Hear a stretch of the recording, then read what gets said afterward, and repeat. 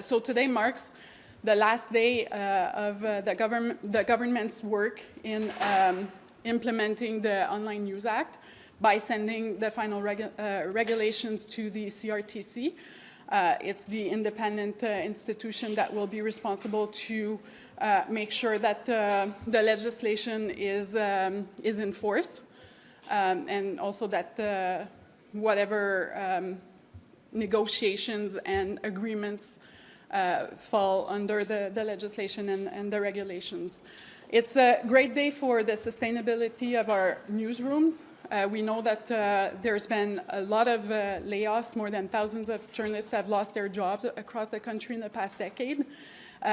Having more equitable relationships and commercial relationships between tech giants and our newsroom is an essential part of ensuring the sustainability of our news sector and ensuring that journalism continues to play its role in democracy.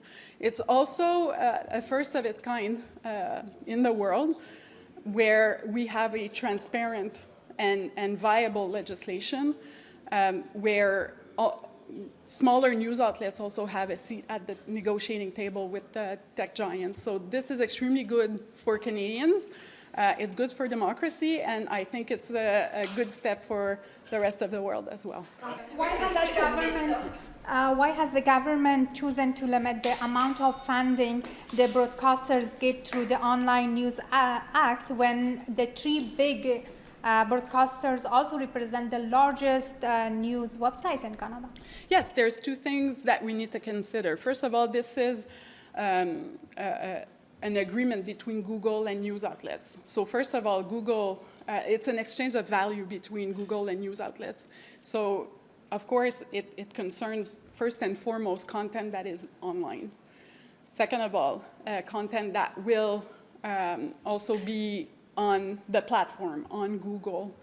And we know that, how the news sector is divided. It's a third of journalists are at CBC Radio-Canada, about a third of journalists at broadcasters, and a third of journalists in publishers, the publishing sector. But for broadcasters, it's not all journalists that their work is primarily for the online content. So, and again, I remind that this is a deal between Google and the media. So this is why, 30% represents pretty much a third of the total of the envelope. So it's pretty fair. So we tried to make sure that there's a fair compensation for broadcasters, for publishers, and we capped the amount for CBC Radio-Canada. Where do you stand with Meta? Are you hoping for a similar deal that you have here with Google? Where do things stand? Are you at the negotiating table with Meta? What's happening there? Well, it takes two to negotiate, and everybody has seen the approach that Meta and Facebook has taken, which is to not participate in the legislative process, not to participate in the regulatory process.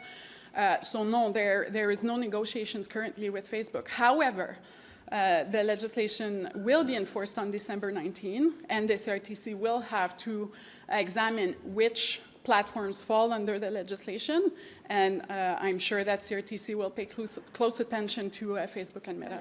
Is the government prepared to do anything to get Meta back to the table? We're looking at every tools that we can use to persuade Facebook and Meta that their platform is better with news content on it. And there was a survey in Quebec, and we're going to try to see if the numbers are the same across Canada. But what we've seen in Quebec is that more and more people are thinking about canceling their account because they no longer can find good content on Facebook and Meta.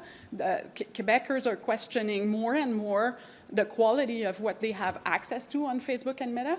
I've said right from the beginning that the decision that Mark Zuckerberg took to cut news and fact-based content on their platform is, leaving their platform to misinformation and disinformation. It's also a rupture with the social contract that the platform has with Canadians, that they can share whatever they want with their families and friends, but now the only content that they cannot share is good quality journalism. This is not the right approach for the platform, and I hope that they see the common sense in that. What tools are you using, Minister, to bring Meta back to the table or to get them to comply? Well, the law will be enforced on December 19, so the CRTC will have to examine whether the platform does fall under the legislation, because yes, they are trying to ban news, but we know that Canadians find ways to share news anyways. So their ban is not really fully working. So will they fall under the legislation or not? The CRTC needs to pay attention to that. They're independent, but the legislation is pretty clear. So there's that. Also, the broadcasters have filed a complaint at the Competition Bureau. Again, it's another independent organization, but they will, I suppose, at some point review that complaint. So we'll see what happens with that. We've also, we're working on a new legislation. I don't know if it's been voted yet or not, but to give new powers under the Competition Act. So we'll see if that is helpful when it comes to Meta and Facebook. By your estimation, how much does the ethnic media stand to gain from this? I don't have a precise answer, but any media that falls under the eligibility criteria, any media that hires full-time journalists will be able to participate. There will be a process where any news outlets that are interested in reaching a deal with Google or being part of the collective, there will be a period of time where they raise their hand, come forward, and the collective will have the obligation to represent any news outlets that falls under the legislation. Merci. Merci beaucoup. Joyeuses fêtes tout le monde. Happy holidays. Merci pour votre travail.